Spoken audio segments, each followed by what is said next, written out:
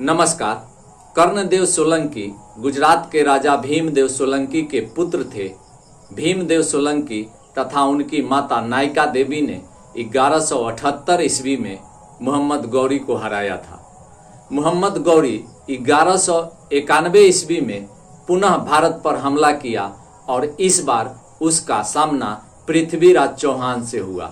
तराइन के युद्ध में पृथ्वीराज चौहान विजय हुए और मोहम्मद गौरी का जीवन दान दे दिया।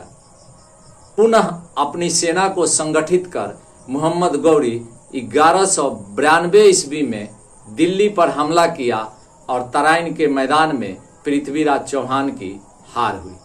1194 ईस्वी में पृथ्वीराज चौहान के मृत्यु के बाद मोहम्मद गौरी ने कन्नौज पर हमला किया और इस युद्ध में जयचंद वीरगति को प्राप्त हुए।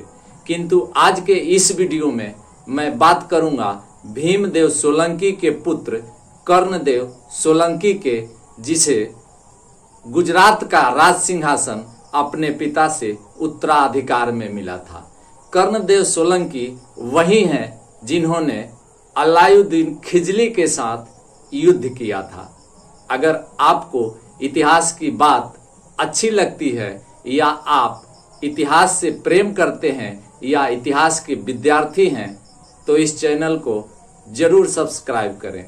अच्छा लगे तो इस वीडियो को लाइक जरूर करें, क्योंकि मैं जब भी बात करता हूं इतिहास से बात करता हूं और प्रमाण के साथ बात करता हूं। तो आइए जानते हैं कर्णदेव सोलंकी के जीवन और अलाउद्दीन खिलजी के साथ उनका युद्ध।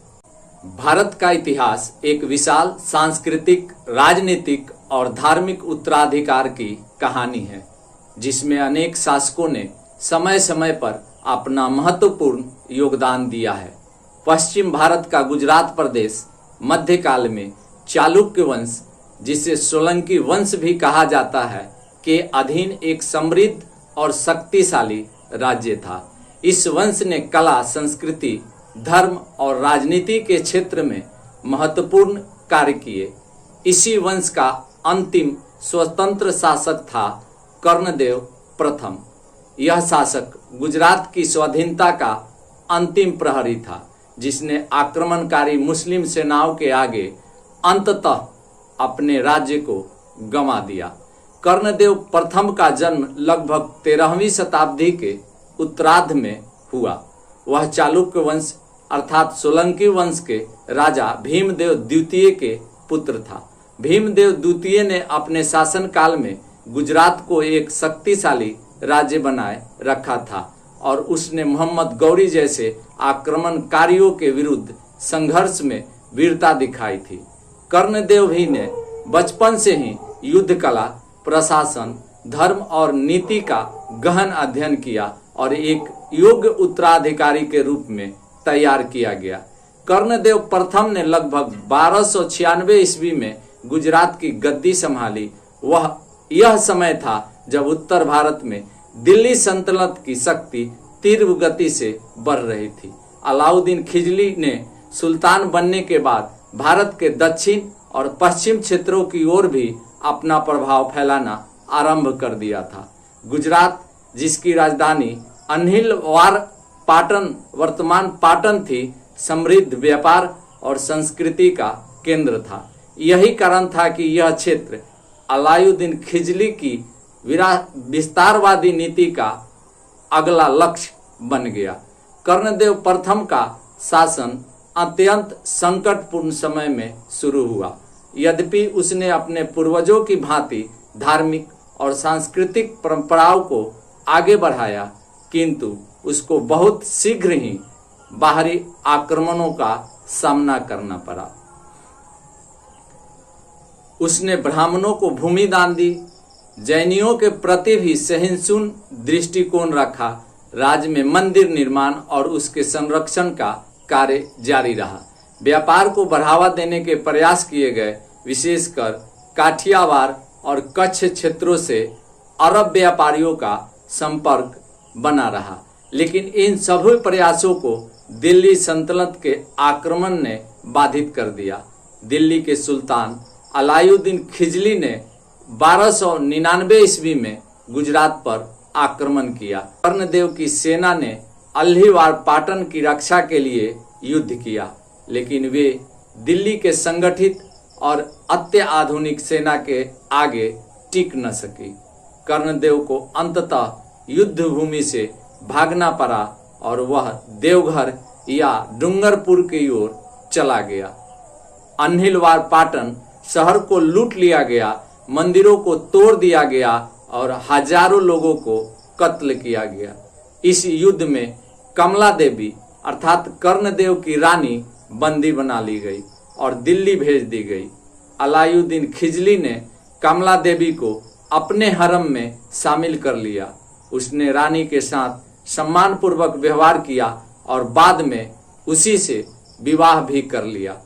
कमला देवी और कर्णदेव की पुत्री दिवाला देवी को भी दिल्ली लाया गया। दिवाला देवी का विवाह अलाउद्दीन के पुत्र खिज खां से कर दिया गया। यह विवाह राजनीतिक दृष्टि से दिल्ली सल्तनत द्वारा गुजरात पर अपना नियंत्रण स्थापित करने का प्रतीक था। गुजरात की पराजय के बाद कर्णदेव का जीवन अत्यंत कठिन हो गया। उसने कुछ वर्षों तक दक्षिण राजस्थान या मालवा क्षेत्र में छोटे स्तर पर सत्ता कायम रखने का प्रयास किया, परंतु अब वह एक शक्तिशाली शासक नहीं रहा। उसके जीवन के अंतिम वर्ष बहुत ही गुमनामी और पीड़ा में बीते। कुछ स्रोतों के अनुसार उसने डूंगरपुर या मालवा क्षेत्र में एक छोटे राज्य की स्थापना की और वहीं अंततः उसकी मृत्यु हो गई। एक मत के अनुसार कर्णदेव के वंशजों ने बाद में डूंगरपुर और बांसवाड़ा रियासतों की स्थापना की।